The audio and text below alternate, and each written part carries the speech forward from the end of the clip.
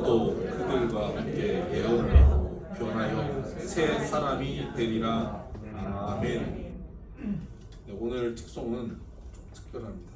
관현악 삼중주를 오보에 김수진, 비올라 김나영, 피아노 이샤로 이 모녀분들이 형제의 모습 속에 찬양합니다.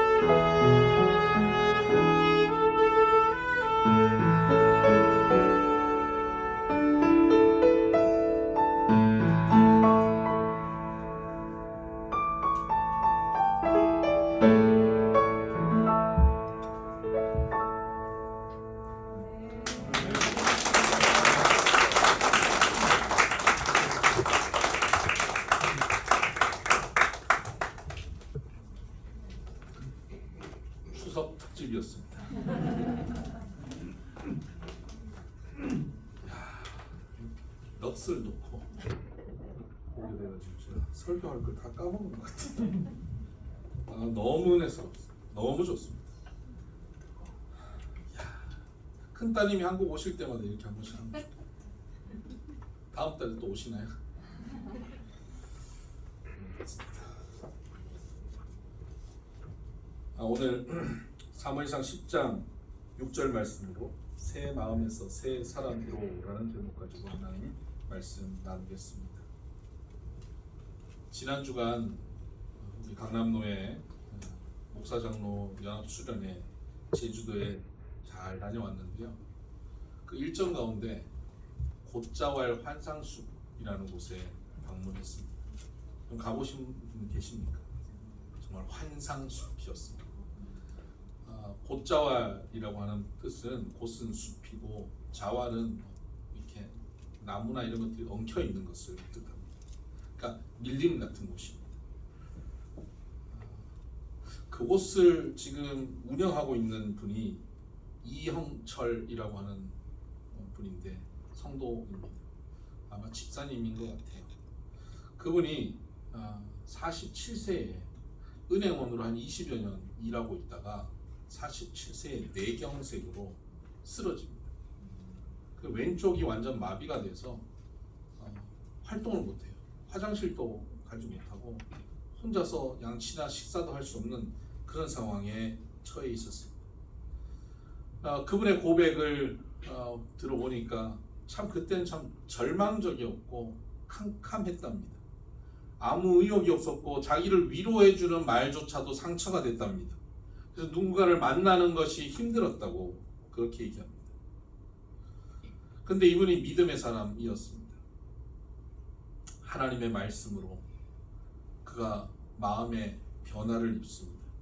그리고는 그래, 나에게는 아직 좀 느리더라도 오른손이 있고 오른다리가 있으니까 느리더라도 뭔가를 하자. 내가 할 수 있는 게 뭐가 있을까? 집 뒤에 숲이 있는데 오래전부터 조금씩 구입해서 한 10,000평 가까이 숲을 갖고 있었습니다. 그 숲을 가꿔야겠다 생각한 겁니다.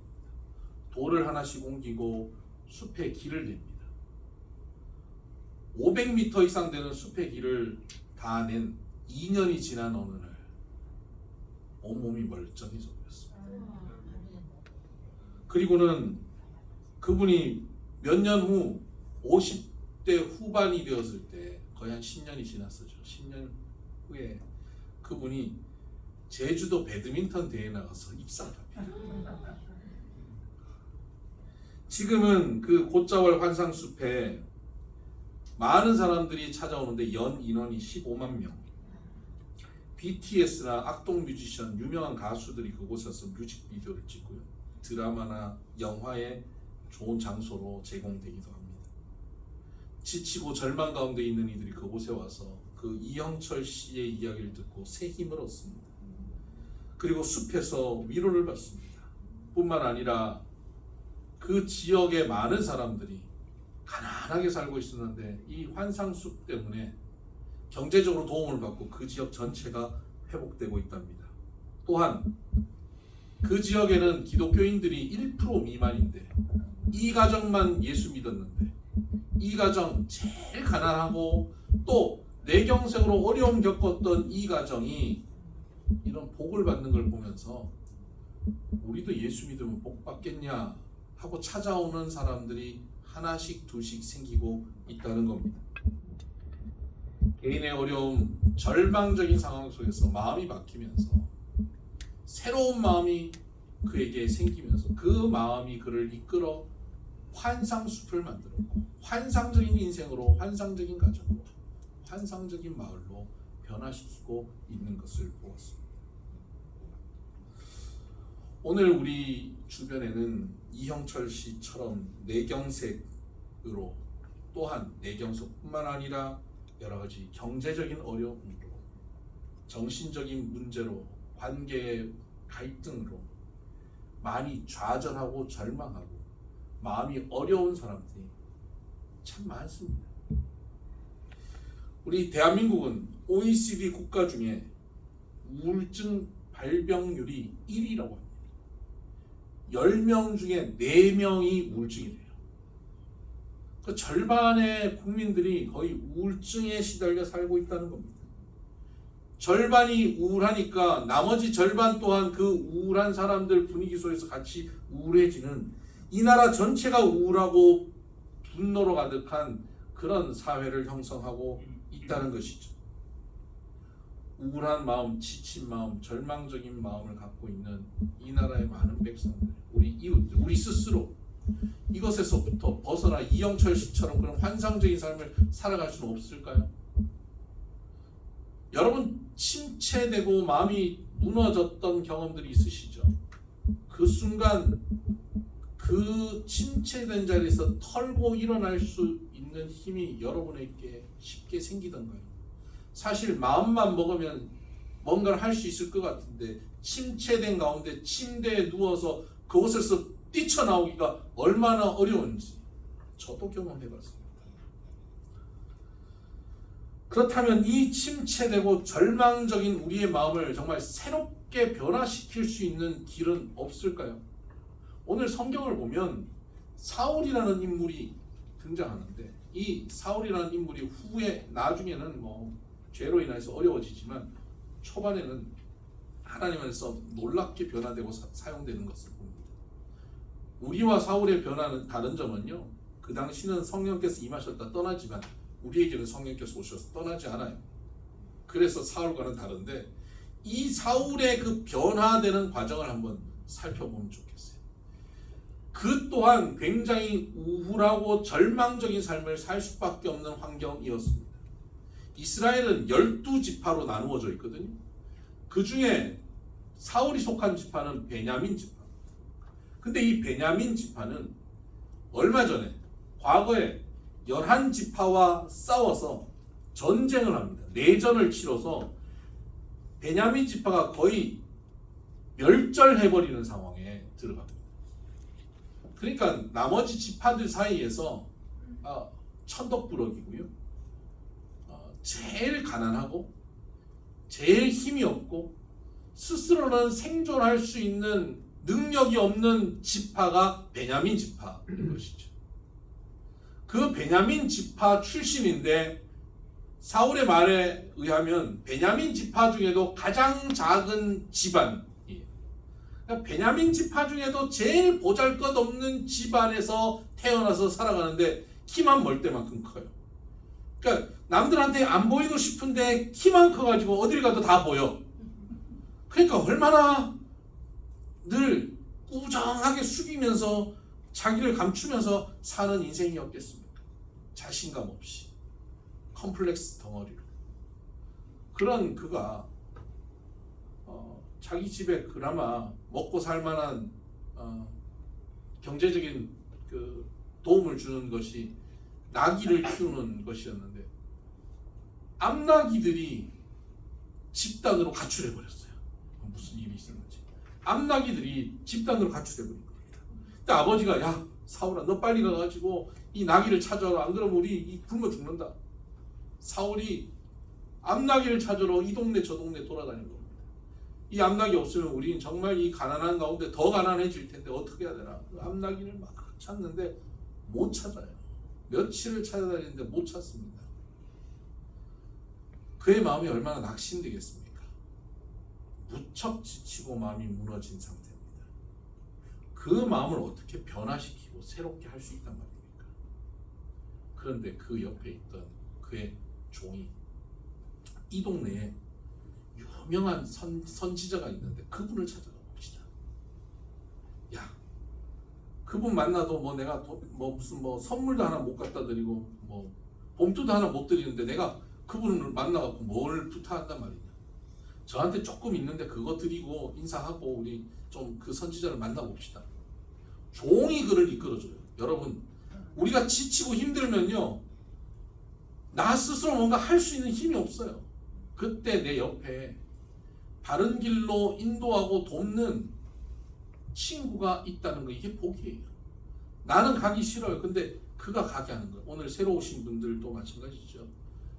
교회 오고 싶으셔서 오신 분도 계시지만 가자. 가자 그랬고 억지로 끌려갖고 내가 오늘 한 번만 간다 그러고 오신 분도 계실 거 아니에요. 그렇게 오는 거예요. 그렇게 선지자를 찾아갔어요. 갔더니 선지자가 사무엘인데 지금 온 이유가 암나귀들을 잃어버린 것 때문에 그 나귀를 어떻게 하면 찾을까 문제 가지고 왔잖아요. 근데 선지자가 그 문제가 그에게는 너무 큰 문제고 그의 인생을 짓누르는 문제인데 선지자가 하는 말은 암나귀들 걱정하지 마라. 염려하지 마라. 그건 나 해결된다.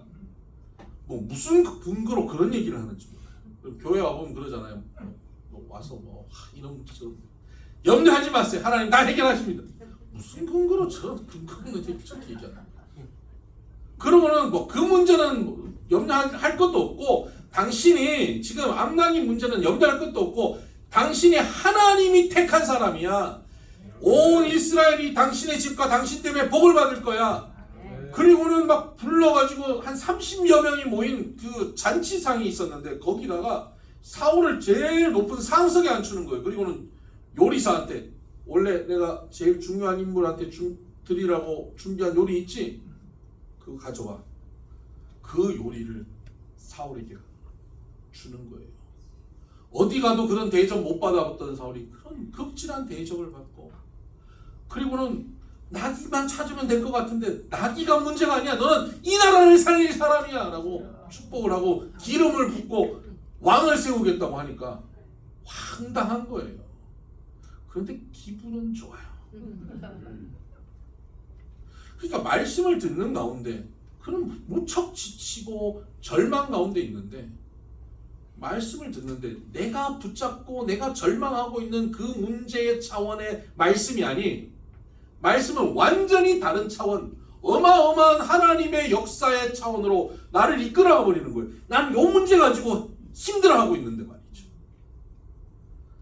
다음 달 내가 이거 무슨 빚 얼마를 갚아야 되는데 다음 달 뭘 해결해야 되는데 요거 몇 푼 가지고 힘들어하고 어려워하는데 하나님께서는 너를 통하여 이 나라 이 민족을 먹일 거야. 이런 말씀을 하시니까 얼마나 황당하겠어요. 그런데 그 말씀을 듣는 가운데 근거도 없는 말씀 같은데 그 말씀을 듣는데 사울에게 변화가 일어납니다. 말씀을 듣는데 그가 마음이 힘을 얻기 시작합니다. 사무엘상 10장 9절을 보면 이렇게 기록되어 있습니다. 여기서 그가 사울입니다. 그가 사무엘에게서 떠나려고 몸을 돌이킬 때에 하나님이 새 마음을 주셨고 그래서 사울에게 그 말씀을 다 듣고 일어나려고 할 때 하나님께서 그에게 새 마음을 주셨다는 겁니다. 여러분 우리가 지친 마음, 절망하고 병들고 마음이 무너져 있는 상황 속에서 그 마음을 움직일 수 있는 것은요 누구 만나서 전화하면서 내 마음을 다 토해내고 같이 소주 한 잔 마시고 먹고 죽자 내일은 해가 뜬다 아무리 그래 봐도 마음에 위로가 없어요. 그런데 하나님의 말씀을 듣고 하나님의 말씀 가운데 나도 모르는 소망이 생기고 그 말씀을 듣고 자리에서 일어나는 순간 마음이 상쾌해지고 새로워지는 것을 경험하게 되는 것입니다. 아멘. 여러분 하나님의 말씀은 지친 이들을 일으키는 역사를 만들어냅니다. 아멘. 요즘 우리 교회 새신자들 오셔서 간혹 저한테 하시는 말씀이 그래요. 목사님 말씀이 너무 저에게 힘이 됩니다. 위로가 됩니다. 오늘 말씀을 듣는데 울었어요 그래요. 그래서 제가 교회를 좀 오래 다니셨던 분이구나. 이 영적 세계를 아시는 분이구나. 그래서 교회를 좀 오래 다니셨어요. 아니 오늘 처음 왔어요. 처음 왔는데 말씀의 은혜를 어떻게 좀 받지? 저도 모르겠어요. 말씀을 듣다 보면요 우리가 지친 마음으로 왔는데 새 힘을 얻게 돼요. 이 신비한 역사예요. 우리의 마음을 새롭게 만들어버려요. 새 마음이 생길 때 하나님이 우리를 통해서 이루시는 일이 새 마음이 생기는 그때부터 시작된다는 것을 기억하시기 바랍니다. 사탄은 우리의 다른 것을 공격하는 것이 아니라 우리의 마음을 공격하려고 합니다. 우리의 마음이 무너져 버리면 우리는 끝나는 겁니다.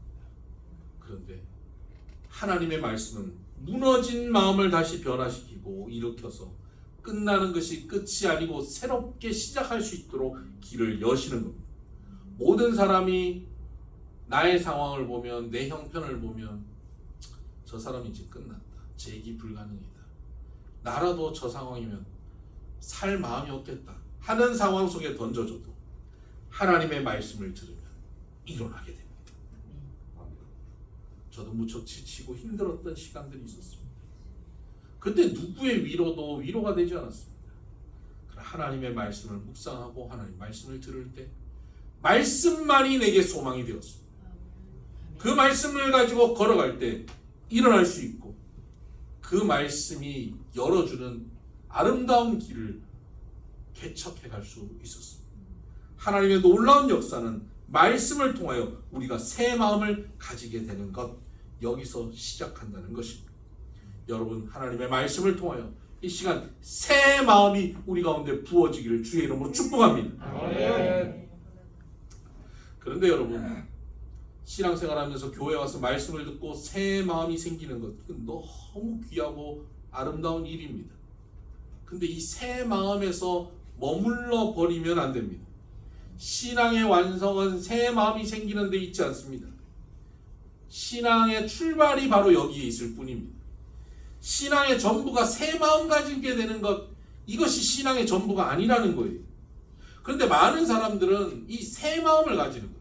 전에는 헛 마음이었는데 예배드리는 한순간 1시간 만에 새 마음이 생기는 이 놀라운 변화를 통해서 눈물이 나고 말이죠, 카타르시스를 느끼고 힘을 얻고 이런 느낌이에요. 그러니까 신앙생활은 이거구나, 이 맛으로 신앙생활하는구나 하고 교회를 열심히 나오기 시작하는 겁니다. 성경 공부도 참여하고 기도에도 열심히 하는 거예요. 그때마다 하나님께서 지친 마음을 위로하고 새 힘을 주시고 새 마음을 주시니까 얼마나 좋은지 몰라요. 그것 때문에 교회를 열심히 다니는 거예요. 근데 거기 머물러 버리면 큰일 나요. 새 마음은 얻었는데 삶의 자리가 와서 새 마음을 가진 사람답게 살지를 않는 거예요. 새 마음대로 작심하고 가는데 3일이면 끝나는 거죠. 작심 3일. 아니, 작심 3일이면 길어요. 저문 열고 나가는데 끝나는 경우들이 있어요. 새 마음은 생겼는데 나가는 순간 삶의 자리에 가서 그 마음을 삶의 자리에 실천하지 못하고 사는 경우에 그냥 교회 와서 감동만 받는 것을 신앙이라고 착각하는 거예요. 여러분, 감동만 받는 것 계속 하다 보면 나중에 감동에도 무뎌집니다. 굉장히 드라이한 신앙생활을 하게 됩니다. 전혀 새롭지 않는 삶. 그리고는 그에게는 뭐만 있냐면 과거의 신앙의 추억만 있어요. 옛날에 그때 나도 그랬어, 나도 그랬었어, 이러면서 사는 거예요. 왕년에 그 옛날에 첫사랑, 예수님과의 그 만났던 그것만 기억하고 사는 안타까운 신앙인들이 얼마나 많은지 몰라요. 새 마음을 가진 사람은 그 새 마음이 우리에게 습관을 변화시키고 우리의 태도를 변화시키고 우리를 새롭게 만들어 삶이 변화되게 해야 하는 것입니다. 그래서 성경은 우리에게 에베소 4장 23절에 너희는 옛사람을 벗어버리고 새사람을 입어라 라고 말씀하고 있습니다.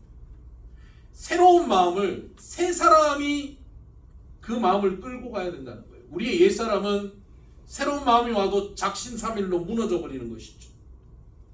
새로운 사람이 되어서 그 마음을 가지고 살아야 말씀이 내 삶 가운데 실천되어지고 말씀의 놀라운 창조와 구원의 역사가 펼쳐지게 되는 것이죠. 그럼 어떻게 우리는 새로운 사람으로, 새 마음을 가진 자에서 새 사람으로 변화되고 성장할 수 있을까요?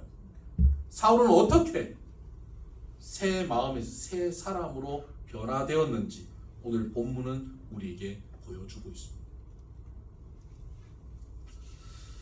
사울은 사무엘에게 하나님의 말씀을 듣고 일어나면서 새 마음이 생겼죠. 그리고 돌아가는 길 가운데 그가 말씀이 자기 삶 가운데 성취되어지는 것, 말씀이 이루어지는 것을 경험합니다. 9절 하반절에 보니까 하나님이 새 마음을 주셨고 그날 그 징조도 다 응하니라 라고 말씀하고 있습니다. 징조가 다 응하였다. 7절을 보십시다. 이 징조가 내게 임하거든 너는 기회를 따라 행하라. 하나님이 너와 함께 하시느니라. 징조가 응하거든. 또 징조가 응하였다. 징조가 뭐냐면요, 하나님의 역사가 일어났다는 뜻입니다. 하나님의 일이 그의 삶 가운데 일어났다는 거예요. 보통 벌어질 일이 아니라 하나님이 만들어주시는 일이 그의 삶에 나타난 것입니다. 여러분, 하나님이 역사해 주셔야 이루어지는 일, 얼마나 놀라운 일이겠습니까? 우리는 그것을 소위 기적이라고 얘기합니다. 하나님이 내 삶 가운데 기적을 행하시는 거예요. 와, 이건 있을 수 없는 일이 벌어졌어. 하나님이 하신 일이야. 기적 같은 일들을 경험하게 되는 거예요. 이게 징조죠. 징조는 사인이거든요. 하나님이 하셨다는 사인이에요. 근데 여러분, 여기서 헷갈려 하시면 안 되는 게, 사인은 그 사인의 목표하는 게 뭡니까? 메시지의 전달이에요. 오른쪽으로 왼쪽으로 메시지를 전달하는 겁니다. 징조의 핵심은 뭐냐면 메시지에 있어요. 무슨 메시지입니까? 하나님이 너와 함께 하느니라 하는 메시지예요. 그러면 땅이 갈라지거나 하늘이 열리거나 무슨 바다가 길이 생기거나 이런 어마어마한 기적을 통해서도 징조를 보여주시지만, 매우 일상적이고 작은 일을 통해서도 하나님은 징조를 보여주실 수 있지 않겠습니까? 그러니까 징조는 기적을 통해서 나타나기도 하지만 기적만으로만 나타나는 것이 아니라 매우 일상적이고 평범한 일을 통해서도 나타날 수 있는 것이 징조입니다. 우리는 기적을 추구하고 살아가는 경우들 많은데요, 기적을 추구해봐야 그 기적이 이 땅 안에 벌어지는 일 아닙니까? 근데 징조는 뭡니까? 이 땅을 창조하신 하나님이 함께 하신다는 것이거든요. 뭐가 더 큰 거예요? 기적이 큰 거예요? 징조가 큰 거예요? 징조가 큰 거예요. 이 땅을 만드신 하나님이 지금 나와 함께 하신다면 능치 못할 일이 없지 않겠습니까? 이게 징조예요. 지금 사울이 길을 가면서 하나님의 징조가 응하여지는 걸 경험하거든요. 근데 그 징조가 대단한 징조가 아니에요. 사무엘이 그에게 말씀을 전해 주었거든요. 야, 너 지금 길을 가다 보면 네가 이제 하나님이 왕을 세우실 텐데 하나님이 너와 함께 있어서 그 일을 할 거야. 근데 그 징조를 너에게 보여주는데, 그 징조가 뭐냐면 네가 길을 가다가 라헬의 묘역 근처에 가면 두 사람이 나타날 거야. 그리고는 그 사람이 너한테, 야, 너 빨리 집에 가서 아버지가 널 찾고 있더라. 너희 집에 그 잃어버렸던 암나기들은 다 찾았다. 이제 너를 잃어버려서 걱정하고 있다. 빨리 집에 가봐라. 이런 얘기를 할 거야. 한 거예요. 길을 가다 보니까 두 사람이 나타났는데 그 얘기를 하는 거예요. 이야, 말씀대로 이루어지네. 신기하다. 그리고 또 길을 가다 보면 세 사람이 나타날 건데, 한 사람은 염소 새끼 3마리를 끌고, 또 한 사람은 떡 3덩이를 가져오고, 또 한 사람은 포도 한 가죽 부대를 메고 올 거야. 그 길 가다 보니까 그 사람들이 보이는 거예요. 세 사람이 오는데 염소 3마리, 떡 3덩이, 포도주 한 가죽 부대를 메고 가는 사람이 보이는 거예요. 그 사람들이 오더니 멈춰서 가지고 떡 2덩이를 사울에게 주고 가는 겁니다.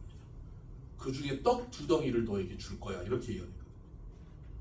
여러분, 이 조합에서 떡 2덩이만 주고 갈 확률은, 수학 잘하시는 분들 확률을 한번 내보세요. 확률은 얼마나 될까요?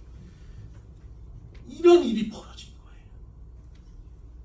그때 사울에게는 이것이 징조가 응하였다는 확신이 생깁니다. 이 징조의 핵심은 뭡니까? 안 될 일이 벌어졌다, 불가능한 일이 일어났다가 아니에요. 징조의 핵심은 하나님이 너와 함께 하신다. 아멘. 망한 집안, 망한 지파, 다 다 잃어버릴 것 같은 절망적인 상황. 나는 하는 일들마다 안 돼. 나는 태어날 때부터 재수 없는 인생이었어. 이렇게 살아가는 사울에게 하나님이 너와 함께 하셔 라고 말씀하여 주시는 징조라는 사실이에요. 이 징조를 딱 깨닫는 여러분, 이 징조가 있으면, 하나님이 함께 하신다는 징조가 있으면 뭐가 두렵겠습니까? 아, 오늘 지금 내 종이랑 나랑 2명이니까 떡 2덩이 줬지. 내가 100명이었으면 100덩이도 주실 분이 하나님이시지. 10,000명이면 10,000덩이도 주실 분이 하나님이시지. 이 확신이 생기는 게 징조 아니겠습니까? 이런 징조가 저와 여러분 말씀을 듣고 일어나는 우리들에게 벌어지게 될 줄 믿습니다. 저희가 미국에 처음 가서 몇 달 안 됐을 때 저희 첫째 애가 초등학교 1학년 때였습니다. ABC도 모르고 미국을 갔는데 얘가 학교에 가서 뭐 말을 하겠습니까? 근데 이제 학교 가면 점심시간에 1불 25센트를 들고 와서 그걸 내면 점심을 먹는 거예요. 근데 그걸 못 챙겨줬어요. 깜빡하고 얘도 안 가져간 거예요. 1불 25센트가 없으니까 점심시간에 줄은 쫙 섰는데 자기 차례가 돼 가는데 돈이 없는 거예요. 얘가 얼마나 불안하겠어요. 말도 잘 못하고. 너무너무 불안했대요. 근데 우리가 그 몇 달 동안 매일 밤에 자기 전에 잠시 예배를 드리는 시간에 빌립보스 4장 6절 7절을 함께 말씀을 읽었거든요. 그러다가 그 말씀이 너무 매일 하다 보니까 암송이 돼버린 거예요. 아무것도 염려하지 말고 오직 모든 일에 기도와 간구로 너희 구할 것을 하나님께 아뢰라. 그리하면 모든 지각에 뛰어나신 하나님께서 너희 마음을 그리스도 예수 안에서 너희 마음과 생각을 지키시리라. 이 말씀이 외워진 거예요. 얘한테 줄 서 있는데 아무것도 염려하지 말고 나 지금 돈이 없어서 염려가 되는데 아무것도 염려하지 말고 오직 모든 일에 기도와 간구로 하나님께 아뢰라는 거예요. 그래, 그렇게 했대요. 그리고 자기가 차례된 거예요. 말도 잘 못하니까 뭐라 그랬겠어요? 노머니 이렇게 얘기했죠. 노머니. 그랬더니 선생님이 환하게 웃으면서 밥을 주더래요. 너무 맛있게 먹고 집에 와서 흥분해서 얘기하는 거예요. 오늘 이런 일이 있었다고. 하나님이 이렇게 함께 해주셨다고. 너무 기쁘잖아요. 이게 징조예요. 근데 알고 봤더니요, 그렇게 애들이 돈 안 가져오면 먼저 밥을 그렇게 준대요. 나중에 돈 가져오면 되니까. 뭐 특별한 일도 아니에요. 남들한테는 일상적인 일이에요. 그런데 뭡니까? 얘는 하나님께 기도하고 말씀을 붙잡고 있다 보니까 이게 하나님이 나와 함께 하시는 징조가 돼버린 거예요. 이 일이 특별한 일이냐 놀라운 일이냐가 중요한 게 아니에요. 내가 이 일을 통하여 하나님이 나와 함께 하신다는 것을 느끼느냐 못 느끼느냐가 중요한 거예요. 사울은 지금 그것을 느낀 거예요. 여러분, 여러분의 삶 가운데 하나님의 징조를 이렇게 느껴보시기를 바랍니다. 지난주 그런 고백 들었어요. 우리 교회 오신 지 2주 되셨던 분이 지난주에 3번째 오셨죠.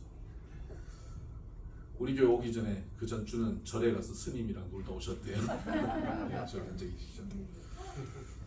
그런데 2번 오셨다가 내가 뭐 교회를 가 그러고 이제 안 갈래 그러고 있었다는 겁니다. 근데 서울 쪽에 출근하고 있던 직장에서 새로운 곳으로 발령을 내는 거예요. 당신 여기 가서 일을 하세요 라고 주소를 받아서 거기를 찾아와 보니까 여기에요. 우리 교회 여기 모델하우스. 이게 징조가 아니고 뭡니까? 하나님이 함께 하신다.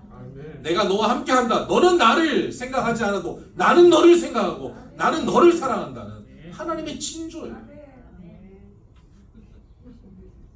여러분 삶 가운데도 이런 징조는 늘 있을 거예요. 우리가 그걸 무심히 넘겨버려서 문제지. 하나님이 함께 하신다는 그 징조를 깨닫고 그리고는 사울이 또 길을 걸어가는데 여호와의 산에서 선지자들이 내려오면서 찬양하고 내려오는데 그들과 만났어요. 그때 하나님의 영이 사울에게 크게 임합니다. 그리고는 그가 변하여 새 사람이 됩니다. 7절을 볼까요? 6절을 볼까요? 내게는 여호와 영이 크게 임하리니 너도 그들과 함께 예언을 하고 변하여 새 사람이 되리라. 징조를 가진 이 사울이 길을 가다가 영적으로 충만한 선지자 그룹들, 그 은혜 받은 사람들, 믿음 좋은 사람들과 함께 만난 거예요. 그들과 함께 찬양하고 기도하고 예배하는 순간 하나님의 영이 그에게 크게 임한 것입니다. 여기서 영이 크게 임했다라고 하는 이 문장이 영어 성경 CV 버전에 보면 Take control of you, 장악하였다, 너를 장악하였다, 이렇게 표현하고 있습니다. 하나님의 영이 너를 장악해버렸다, 완전히 붙잡고 끌고 가버리는 겁니다. 성령은 우리를 확 장악하시지 않으세요. 매우 인격적이서 우리의 선택을 존중하고 기다리시고, 우리가 제대로 안 할 때 우리를 위해서 눈물로 기도하시는 분이 성령의 역사인데, 이 성령께서 어느 날 우리를 take control of you, 우리를 장악해버리는 순간이 있어요. 언제 그렇습니까? 하나님의 말씀을 듣고 마음이 새로워지고 그 말씀을 가지고 징조를 따라 걸어가면서 하나님이 나와 함께 하시네, 정말 하나님이 함께 하시네, 그 감격, 그 은혜, 그 확신 가운데 가득 찼는데 하나님이 함께 하시는 또 다른 사람들과 만나서 그들과 함께 찬양할 때 하나님은 take control of you, 하나님께서는 우리를 장악해버리는 역사를 펼치십니다. 그때 사울이 새 사람으로 변화되는 것입니다. 옛 사람을 벗어버리고 새 사람이 되는 순간 바로 믿음의 형제자매들이 함께 모여 예배하는 이런 자리, 성령 충만한 사람들이 함께 모여서 교제하는 이 자리가 바로 하나님께 장악되어 버리는 자리입니다. 하나님께 장악되면 이제부터 나의 삶을 내 능력으로 살잖아요. 하나님이 공급하시는 능력, 하나님이 부어주시는 지혜, 하나님의 사랑으로 살아내게 되는 것입니다. 나의 삶은 내가 주관할 때 무너지고 실패하고 좌절하게 되지만 실패하지 않으시는 하나님, 반드시 이를 성취하시는 하나님께서 내 삶을 장악하신다면 실패 없는 온전한 승리가 있는 삶을 살게 될 줄 믿습니다. 오늘 저와 여러분이 하나님의 말씀 가운데 새 마음을 얻고 그 말씀이 우리 삶 가운데 이루어지는 하나님의 징조를 경험함으로 하나님이 함께 하신다는 걸 깨닫고 그 깨달음을 가진 우리들이 이 자리에 함께 모여 예배할 때마다 하나님께 장악되어 버리는 하나님 사람 되기를 주의 이름으로 축복합니다. 기도하십시오. 하나님 아버지 감사합니다. 지치고 피곤하고 좌절되고 절망한 마음들이 얼마나 많은지 모릅니다. 우리도 때로 그러한 침체 가운데 빠져서 우리 스스로 우리의 인생을 끌고 가지 못하고 무너져 있던 때가 많이 있음을 고백합니다. 그런 우리들을 이런 방법 저런 방법으로 이 자리에 부르시고 하나님의 말씀을 듣게 하여 주시니 감사합니다. 주님, 이 자리에서 일어나 나갈 때에 우리의 마음이 상쾌하여지고 마음이 새로워지게 하여 주옵소서.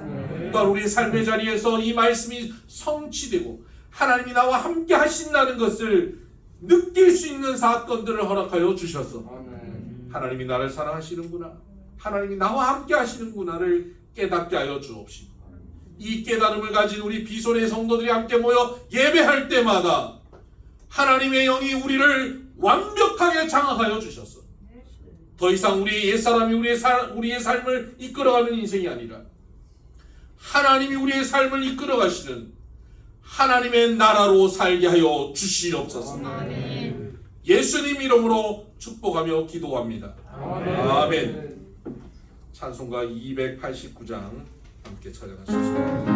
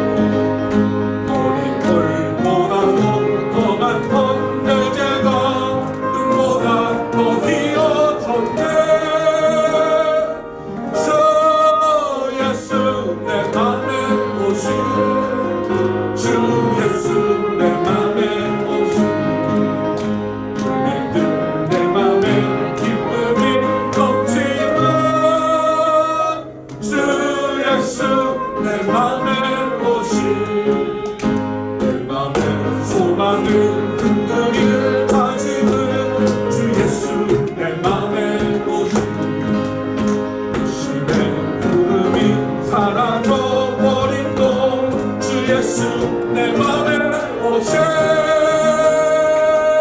주 예수 내 맘에 오신 주 예수 내 맘에 오신 불밀든 내 맘에 기쁨이 넘치는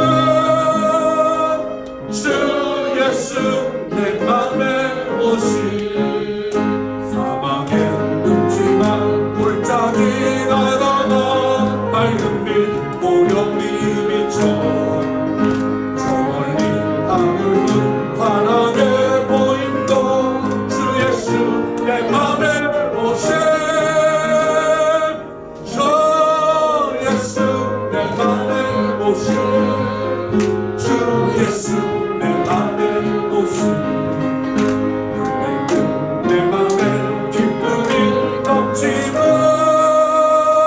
주 예수 내 맘에 오신 내가 저 산성에 올라가 살기는 주 예수 내 맘에 오신 산성에 올라가 주님을 데리니 그 기쁨 이길 때 없네 주 예수 내 맘에 오신 주 예수 내 맘에 오신 내 맘에 기쁨이 넘치는 주 예수 내 맘에 오신 말씀을 붙잡고 우리의 목소리로 주님 앞에 기도합시다. 혹시 지치고 좌절하고 침체된 마음으로 혹시 이 자리에 나와 있습니까? 풀 수 없는 문제 가운데 있습니까? 하나님의 말씀 가운데 새 마음을 주시옵소서. 이 자리에서 일어나 나갈 때에 내 마음을 새롭게 하여 주옵소서. 그렇게 기도하십시오. 또한 우리의 삶의 자리에서 하나님이 함께 하신다는 징조를 깨닫게 하여 주시옵소서. 하나님이 나와 함께 하시는구나 고백하며 살게 하여 주시고 그런 고백이 모여 우리 고백하는 이들이 함께 모여 예배하는 이 자리에 하나님의 강력한 임재가 있어서 크게 임하셔서 우리를 장악하셔서 새 사람으로 변화하여 하나님의 나라로 살 수 있는 우리 모두 되게 해달라고 같이 기도하며 나갑니다. 기도하십시오. 하나님 아버지 감사합니다. 지친 이들, 병든 이들, 마음이 무거운 이들, 심체된 이들을 주님 이 시간 만나주시옵소서. 말씀하여 주시옵소서. 말씀을 듣고 새로운 마음이 생기게 하여 주옵소서.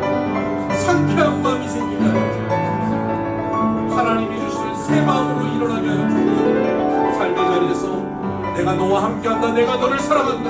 내가 너를 도우리라. 내가 너의 아버지가 되며 내가 너와 함께 이 길을 걸어갈 것이라는 주님의 약속을, 주님의 동행함을, 주님의 함께 하시는 징조를 맛보게 하여 주시고 이 징조를 가진 이들이 함께 모여 예배할 때에 장악하여 주시고 통치하시는 성령 충만한 역사가 우리 가운데 나타나게 하여 주시고 하나님의 나라가 우리 삶 가운데 펼쳐지는 우리 비손의 가족들 되게 하여 주옵소서. 하나님 아버지 감사합니다. 하나님 우리의 간절한 기도를 들어주시고 새 마음을 허락하여 주시옵소서. 우리의 삶 가운데 하나님의 징조를 누리게 하여 주심으로 내가 너와 함께한다. 내가 너를 도우리라. 반드시 내가 이루리라는 주님의 약속이 우리 가운데 깨달아지게 하여 주옵시고 하나님 이러한 징조를 가진 이들이 주일마다 모여서 예배할 때에 하나님 이 자리에 하나님의 성령의 능력이 크게 나타나게 하여 주심으로 우리 각 사람을 장악하여 주시고 새 사람 되게 하여 주시옵소서. 귀한 예물 주님 앞에 바칩니다. 10의 1조 감사의 제목, 선교의 제목, 마음의 소원을 담아 주님 앞에 드리오니 주님 기뻐 받아주시고 이 예물이 쓰이는 곳마다 주의 뜻 나타나게 하여 주시옵소서. 하나님 아버지 우리 성도들의 가정과 직장과 사업체를 주여 복되게 하여 주시고 하나님 가정이 천국 되게 하여 주시옵소서. 하나님 아버지 우리가 행하는 모든 일들이 하나님께서 친히 행하시는 일들, 우리가 주님께 장악되어서 사는 인생 되게 하여 주시옵소서. 우리의 자녀들을 온전히 주님 앞에 내어드립니다. 주님 앞에 거룩하고 아름다운 하나님의 자녀들로 성장하게 하여 주시옵소서. 아멘. 육신이 연약한 이들을 주님 앞에 고합니다. 우리 천세은 간사, 정경호 집사님, 장기호 집사님, 이희석 집사님, 오윤 집사님, 전도사님 아버님, 하나님께서 붙잡아 주시고 만져주셔서 깨끗이 치료되고 회복되고 건강한 모습으로 본인의 삶의 자리로 돌아오게 하여 주옵시고, 하나님께 영광 돌리며 살 수 있는 기한이들 되게 하여 주옵소서. 우리 여러 가지 문제들 가운데 주님 함께 임자여 주셔서 사람의 방법이 아닌 하나님의 방법으로 그 문제들을 풀어주시고, 이 문제가 우리에게 고통이 아니라 우리에게 가장 아름다운 선물을 담은 역사들이 되게 하여 주시옵소서. 아멘. 우리 비손교회를 부흥케 하시고 날마다 성령 충만하게 하시고 이 지역에 죽어가는 영혼들을 살려내게 하여 주시고 한국교회 모범적인 교회로 서게 하여 주시옵소서. 필레오 기독 국제학교를 축복하셔서 하나님의 뜻이 이루어지는 아름다운 학교로 세워져 이곳 자라는 아이들이 이 나라 이 민족 세계 열방의 하나님의 일꾼으로 든든히 살 수 있도록 주여 복내려 주옵소서. 추석 연휴를 앞두고 있습니다. 우리 성도님들 먼 길 건강하게 무사히 잘 다녀오게 하여 주시고, 오랜만에 만나는 우리 가족들 일가 친척들에게 믿음의 사람의 본을 보이게 하시고 잘 섬겨서 복음이 흐르게 하는 귀한 시간 되게 하여 주옵소서. 태풍이 다가오고 있습니다. 큰 피해 없도록 주께서 지켜주시고 이 가운데 우리 성도들 어려움 당하지 않도록 주님 도와 주옵소서.